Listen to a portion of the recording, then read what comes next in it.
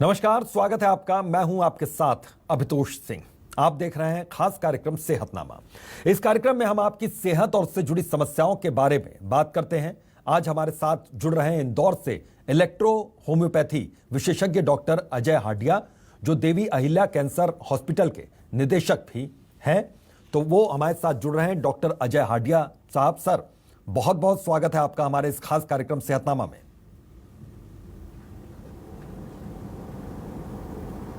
नमस्कार सर। सबसे पहले एक चीज जानना चाहूंगा कि कैंसर एक ऐसी जानलेवा बीमारी है जो इन दिनों बहुत ज्यादा कॉमन है, बहुत ज्यादा लोगों में है। तो आंकड़ों के लिहाज से एक बात समझाइए और इसकी सबसे बड़ी वजह क्या नजर आती है?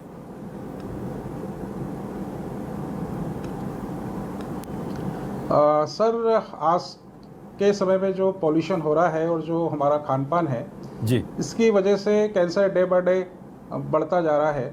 हम हमारे खाने में जो पेस्टिसाइड्स का इस्तेमाल कर रहे हैं, हम देख रहे हैं कि विगत पिछले 30 सालों से या 20 सालों से पेस्टिसाइड्स का फसलों के अंदर, हमारे वेजिटेबल्स में, फ्रूट्स में सभी को उसको पैदा करने के लिए इसका यूज़ किया जाता है।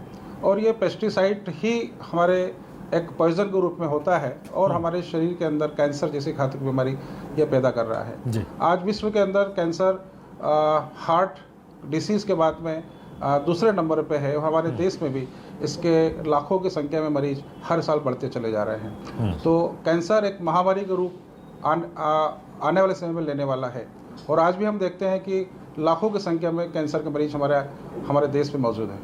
बिल्कुल सर, एक चीज जानना चाहूंगा कि आपका कैंसर हॉस्पिटल लगभग 2 सालों से चल रहा है।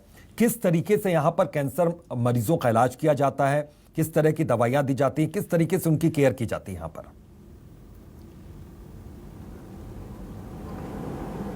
सर, ये हमारा एक यूनिक हॉस्पिटल है और हम हमारे यूनिक ट्रीटमेंट के जरिए, इलेक्ट्रोपैथी चिकित्सा पद्धति के जरिए हम कैंसर जैसे घातक बीमारी का इलाज कर रहे हैं। और हमारे पास में जो मरीज आते हैं, जो लगभग अपना एम्स से, टाटा मेमोरियल से, जो 3rd स्टेज और 4th स्टेज के जो पेशेंट्स होते हैं, जो अपना पूरा इलाज कर चुके होते हैं, और जब उनको पेन डेवलप हो जाता है तो उस स्टेज के अंदर, एलोपैथी के अंदर कैंसर का कोई इलाज नहीं है।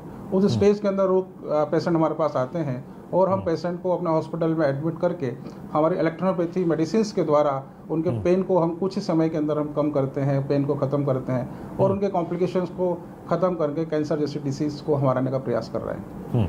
बिल्कुल सर, इलेक्ट्रो होम्योपैथी के बारे में थोड़ा सा विस्तार से जानना चाहेंगे, क्योंकि ये शब्द भी बहुत ज़्यादा प्रचलन में है, बहुत ज़्यादा पेशेंट इसकी ओर खिंच भी रहे हैं, क्योंकि ये बहुत फ़ायदेमंद भी साबित हो रहा है बहुत से मामलों में।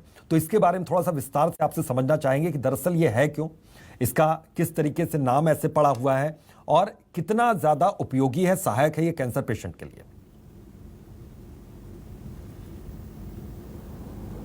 सर, ये electro homeopathy system of medicine, ये 5th सिस्टम ऑफ मेडिसिन है, जो कि इटालियन सिस्टम ऑफ मेडिसिन है। और लगभग 150 सालों से हमारे देश के अंदर इलेक्ट्रिक सिस्टम एक मेडिसिन सिस्टम के रूप में, मेडिसिन के रूप में काम कर रहा है। हाँ। इसका जो इन्वेंशन है काउंट सीजर मैटी ने इसका किया था। और इसका नाम जो इलेक्ट्रो इसलिए रखा गया है कि हम एक 15वीं शताब्दी के एक वैज्ञानिक होते थे, पैरासेल्सिस। उन्होंने 2 नियम दिए थे। एक दिए थे लाइक और लाइक, समानता से समानता का शयन होता है, उसमें होम्योपैथी की खोज ही उस आधार पर। और एक नियम दिया था उन्होंने कि electricity presence in vegetable system, जो बिजली है, जो हमारे वनस्पति जगत में जो पौधे होते हैं उसके अंदर बिजली होती है। और ये बिजली जो इलेक्ट्रिसिटी होती है, जो प्लांट्स जो होते हैं, जो नेचर से जो सनरेज की उपस्थिति में और हमारी जो भूमि से जो अपना भोजन लेते हैं, वो जब उसके अंदर सभी गुण उनमें मौजूद होते हैं, तो उस प्लांट्स का हम एक्सट्रैक्ट निकाल कर और उसका फर्मेंटेशन मेथड से एक्सट्रैक्ट निकालते हैं और उसके पॉइजन्स और केमिकल्स को, हम अल्कलॉइड्स को बाहर निकाल देते हैं और मेडिसिन का इतना प्यूरिफिकेशन करते हैं कि उसमें केवल एनर्जी होती है। तो इसका जो नाम जो दिया गया है इलेक्ट्रिसिटी, इलेक्ट्रो, वो एक इसका जो उपयोग है वो बिजली की तरह काम करती है, इसलिए इसका नाम इलेक्ट्रो दिया गया है। हमारे शरीर के अंदर 2 वाइटल फ्लूइड होते हैं, ब्लड और लिम्फ। इसकी ही इम्प्योरिटी से हमें डिसीज़ होती है और यदि ब्लड लिम्फ को यदि हम प्यूरिफाई कर देंगे तो हर डिसीज़ क्योरेबल होगी। तो हमारा जो इलेक्ट्रोपैथी का जो मेन नियम है कि ब्लड और लिम्फ को प्यूरिफाई करके और उसके जो उसको वापस से बैलेंसिंग कर दिया जाए, होम्योस्टेटिस कंडीशन में ला दिया जाए, तो कैंसर जैसी बीमारी को हम ठीक कर सकते हैं। बिल्कुल सर, कॉम्प्लिकेशंस बहुत ज़्यादा होती हैं और कैंसर नाम से ही सबसे पहले जहन में आता है डर।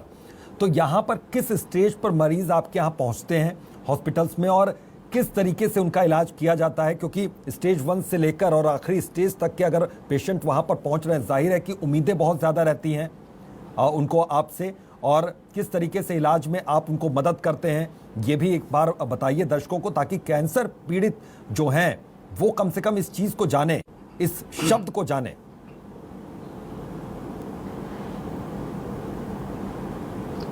सर, होता क्या है कि कैंसर जब डायग्नोस होता है, जब क्योंकि कैंसर का कोई कारण नहीं होता है, किसी भी कारण से कैंसर हो जाता है। हाँ। तो जब कैंसर किसी भी एक सिम्टम्स ग्रुप में हमारे शरीर के अंदर आता है, हमें बहुत समय तक डायरिया होता है या ब्लीडिंग होती है या सांस लेने में दिक्कत हो रही है या भूख नहीं लग रही है या पेट में दर्द है, एक सिम्टम्स ग्रुप में आता है। और जब हम इसकी जांच कराते हैं, सोनोग्राफी, सीटी स्कैन या एंडोस्कोपी कराई जाती है, तो पता लगता है ये कैंसर है। तो वर्ल्ड में अभी तक कैंसर का 3 प्रकार से इलाज किया जाता है। एक होता है सर्जरी, दूसरा होता है कीमोथेरेपी और तीसरा होता है रेडिएशन।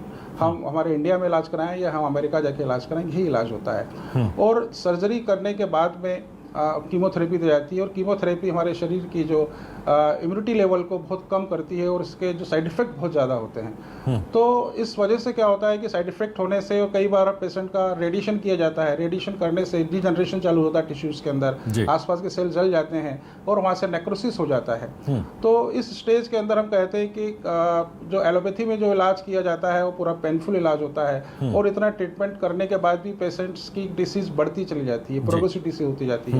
हमारे पास जब इस स्टेज के मरीज आते हैं, जब उनको पेन डेवलप हो जाता है, तो इस स्टेज के मरीज को हम अपने हॉस्पिटल में 7 डेज एडमिट करते हैं, और एडमिट करने के बाद में हम एनर्जी लेवल को बूस्ट अप करते हैं। चूँकि हमारी मेडिसिन एनर्जी बेस्ड मेडिसिन है, हम ये कहते हैं कि शरीर में पेन क्यों होता है, तो उसका रीज़न ये होता है कि जो कैंसर के सेल्स होते हैं, हाइपोक्सिया होते हैं, जो कैंसर ऑक्सीजन को खाने का काम करते हैं और आसपास के सेल से भी ऑक्सीजन को वो लेते हैं, इसलिए पेन हो जाता है। और जब पेन होता है तो कीमोथेरेपी भी काम नहीं करती है और साथ के अंदर मॉर्फिन पेशेंट को दी जाती है।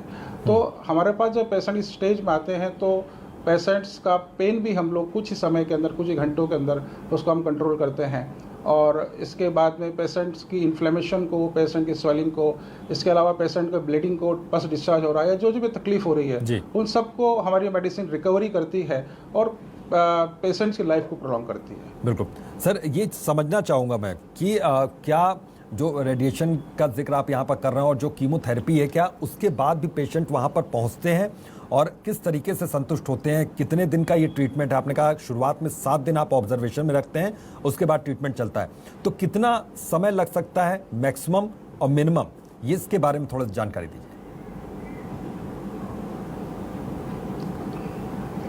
देखिए सर, जब पेशेंट हमारे पास में जब आते हैं हॉस्पिटल में, तो वो क्रिटिकल स्टेज में आते हैं, वो तकलीफ में आते हैं। और हम जब पेशेंट को एडमिट करते हैं 7 डेज़ के लिए, तो हम देखते हैं 7 डेज़ के अंदर पेशेंट्स की जो भी क्रिटिकल कंडीशन होती है, उसके अंदर उनको 50 to 70-80% तक उनको आराम होता है। और ये ट्रीटमेंट फिर हम जो ट्रीटमेंट हॉस्पिटल में करते हैं, वही ट्रीटमेंट हम घर में डिस्चार्ज मेडिसिन देते हैं।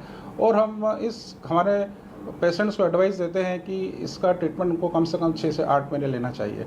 और जब पेशेंट 6 से 8 महीने हमारा ट्रीटमेंट लेता है, तो हमारे पास ऐसे भी केसेस हैं जो मेटास्टेटिक केस हैं, और हमारे इलेक्ट्रोपैथी इलाज से वो पेशेंट्स पूर्ण रूप से ठीक हो गए हैं। बिल्कुल, तो ये एलोपैथी में तो संभव नहीं होता। अभी हाल ही में एक पेशेंट हमारे पास में आए थे हाल ही में एक पेशेंट आए थे जिनको नेजोफेरिंक्स कैंसर था, और साथ में उनको ब्रेन और लंग्स के अंदर मेटास्टेटिस हुआ था। उनका कीमोथेरेपी हुआ, रेडिएशन हुआ, और उसके बाद में उनको पेन डेवलप हो गया, पेशेंट मॉर्फिन भी चले गया। हमारे हॉस्पिटल में जब आए, एडमिट हुए, उन्होंने इलाज कराया, और 25 दिन के बाद उन्होंने दोबारा से एमआरआई कराया, तो उनका जो ब्रेन मेटास्टेटिस था वो ठीक हो गया। बाद में उन्होंने लंग्स का ब्रोंकोस्कोपी कराई, साथ में हिस्टोपैथोलॉजी कराई, तो पता लगा कि वहाँ से भी उनका कैंसर ठीक हो गया। तो ये कहेंगे कि हमारे 1 महीने के इलाज के अंदर वो पेशेंट कैंसर से उसने निजात पा ली। चूँकि अभी भी उनका इलाज हमारा चल रहा है, कैंसर ठीक होने के बाद भी कुछ उनके सिम्टम्स बाकी हैं और इलाज चल रहा है, और हम सोचते हैं कि 2 से 3 महीने के अंदर जो उनकी तकलीफ है वो भी खत्म हो जाएगी। बिल्कुल। तो इस प्रकार से अमेजिंग रिजल्ट हमें मिल रहे हैं। बिल्कुल अमेजिंग रिजल्ट्स मिल रहा है। अब ये संभव है कि पूर्ण रूप से कैंसर पर विजय पाई जा सकती है, पूर्ण रूप से कैंसर को दूर किया जा सकता है, ये पॉसिबल है? क्योंकि बहुत से दर्शक ये बात जानना चाहते हैं।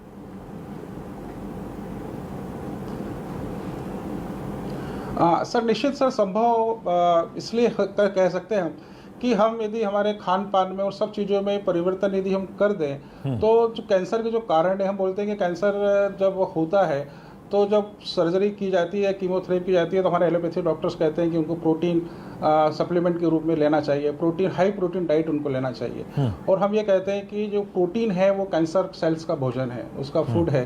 तो यदि हम फूड सप्लाई बंद कर दें, प्रोटीन हम हाई प्रोटीन डाइट बंद कर दें और हमारी डाइट को हम अल्कलाइन कर दें, तो बहुत सारी चीज़ें उसमें परिवर्तन होगा और जब कैंसर को उसका फूड मिलना ही बंद हो जाएगा तो निश्चित है कि कैंसर शरीर से निकलना स्टार्ट हो जाएगा। जी सर, एक चीज़ और जानना चाहूँगा कि कैंसर के लिए क्या कोई उम्र विशेष है, विशेष उम्र में ही कैंसर हो सकता है या फिर किसी भी उम्र में अब है, आसान है कि कैंसर नाम की ये जानलेवा बीमारी किसी को भी हो सकती है, कभी भी हो सकती है? सर अभी हमारे पास जो रिजल्ट मिल रहे हैं, हमारे पास ऐसे भी पेशेंट्स आते हैं जो 3 साल का बच्चा है या 2 साल का बच्चा है। एक पेशेंट अभी हमारे पास आया था जो मात्र 11 महीने का था, उससे ब्लड कैंसर हो गया। तो कैंसर की कोई एज नहीं है, कैंसर किसी भी एज में हो जाता है। जनरली जो कैंसर हम बोलते हैं जो होने की एज होती है वो 30 साल के बाद में कैंसर के मरीज ज़्यादा पाए जाते हैं। जैसे ब्रेस्ट कैंसर है, सर्विक्स कैंसर है, लंग कैंसर है या लीवर कैंसर है, ये 30 साल के बाद में पाए जाते हैं। परंतु अर्ली स्टेज में हम देखते हैं कि बहुत सारे ऐसे यंगस्टर्स हैं जिनको ब्लड कैंसर, ल्यूकेमिया, सार्कोमा, जो छोटे बच्चे होते हैं 12 साल 15 साल, उनको सार्कोमा हो रहा है, ल्यूकेमिया हो रहा है, लिम्फोमा हो रहा है, माइलोमा हो रहा है। इस प्रकार की बीमारियां उनको हो रही है कैंसर। बिल्कुल सर, कीमो की बात हो रही है, जैसे रेडिएशन, सर्जरी, इन सब की बात हो रही है। पेशेंट को बहुत ज़्यादा दर्द से यहाँ पर गुजरना पड़ता है। आपका ट्रीटमेंट में भी क्या दर्द से गुजरना पड़ता है या फिर दर्द को ख़त्म किया जाता है इस ट्रीटमेंट में? इसके बारे में थोड़ी सी जानकारी दीजिए।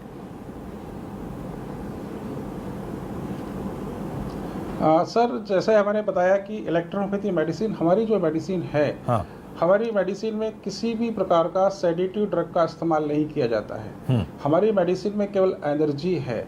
और हमारे पास ऐसे पेशेंट आते हैं जो 6-6 8-8 मॉर्फिन पर डे खाते हैं और वो केवल मॉर्फिन जो होती है हमारे ब्रेन को ब्लॉक कर देती है और पेशेंट नशे में पड़ा होता है और उसकी तकलीफ़ें उसकी बढ़ती जाती है। उनके जो परिवार के लोग होते हैं वो केवल उनको तड़पते हुए देखते हैं।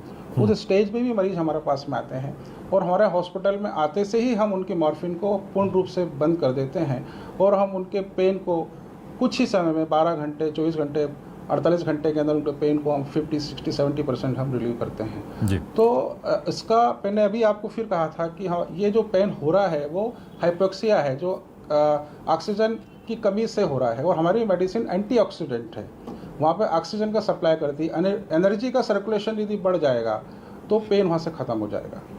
तो हमारी मेडिसिन हर प्रकार के पेन को रिलीव करती है। पेन यदि रिलीफ हो गया है, पेट में आराम हो गया तो पेशेंट फिर खाना खाने लगता है, पेशेंट को वापस से जीने की उम्मीद आ जाती है और पेशेंट की रिकवरी बढ़ जाती है। बिल्कुल बिल्कुल सर, एक चीज़ ये समझना चाहूँगा, कैंसर अस्पताल के निदेशक के तौर पर किस तरह की चुनौतियाँ हैं और उन चुनौतियों से कैसे पार पाया जा सकता है? अगर कोई सलाह आप देना चाहें ताकि दुनिया में विश्व पटल पर जो भारत का नाम हो वो सिरमौर हो, एक तरीके सर्वोपरि देखा जाए कैंसर के इलाज में।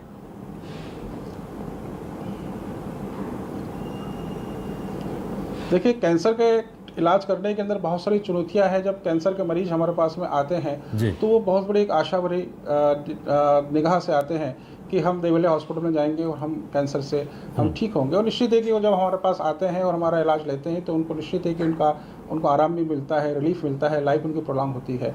उसके साथ में सबसे बड़ी चुनौती यह है कि कैंसर के मरीज पहले तो वो बड़े बड़े अस्पतालों में जाते हैं जहाँ पर उनका ट्रीटमेंट होता है और ट्रीटमेंट होने के बाद वो परेशान होकर फिर हमारे पास में आते हैं। तो ये है कि सरकार यदि इलेक्ट्रोहोम्योपैथी को प्रमोट करे और हमारे ट्रीटमेंट को यदि वो अडॉप्ट कर ले, मध्य प्रदेश गवर्नमेंट, छत्तीसगढ़ गवर्नमेंट और भारत सरकार यदि हमारे हमारे ट्रीटमेंट को यदि वो अपने जो योजना है उसके अंदर वो लिख के आ जाए तो निश्चित ही कि जो बहुत सारे ऐसे मरीज होते हैं जो हमसे ये आशा रखते हैं, अपेक्षा करते हैं कि बिल्कुल। जो सरकारी योजना है वो उसके अंदर हमारा ट्रीटमेंट आता है कि नहीं आता है। तो यदि उसको हमारा ट्रीटमेंट को यदि सरकारी योजना में ले ले तो बहुत सारे मरीज हमारे पास आके बहुत सारा लाभ ले सकते हैं। और साथ में यदि इस समय देखिए वर्ल्ड में कैंसर एक गंभीर बीमारी के रूप में हमारे देश में भी है, और सरकार हमारे ट्रीटमेंट को अडॉप्ट कर ले और इलेक्ट्रोपैथी को एक कैंसर के रूप में ट्रीटमेंट के रूप में ले ले, तो निश्चित ही कि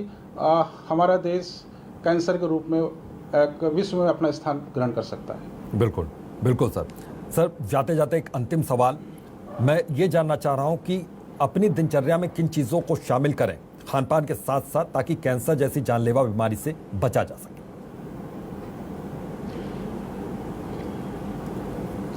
बिल्कुल सर, बहुत आपने एक सही प्रश्न किया है। हमारे खान पान के अंदर हम जो है फ्रूट्स का, वेजिटेबल्स का हम ज़्यादा इस्तेमाल करें। इसके अलावा हमारे जो कैंसर पेशेंट्स को प्रोटीन फ्री डाइट लेना चाहिए, हाई प्रोटीन डाइट बिल्कुल बंद कर दें, और अल्कलाइन डाइट्स लें, वेजिटेबल्स लें, प्रोटीन्स लें, गेहूं का कम इस्तेमाल करें। हाँ। और साथ के अंदर हमारे दूसरे जो अनाज हैं उसको वो मक्का को है या बाजरा है, इसका वो खाने के रूप में इस्तेमाल कर सकते हैं। और साथ के अंदर मैं डाइट में कहना चाहूँगा कि जो उनका वेट होता है, बॉडी वेट होता है हमारे मरीजों का, जो 60 किलो है, तो उसका 10% यदि वो 600 ग्राम रोज़ फ्रूट्स और वेजिटेबल्स खाएं, और साथ में अधिक से अधिक सब्जियों का उपयोग करें, तो निश्चित है कि उनमें कैंसर उनका ख़त्म होगा। और साथ के अंदर दूध से बनी चीज़ें, जो डेयरी प्रोडक्ट हैं, उनको बिल्कुल बंद करना चाहिए।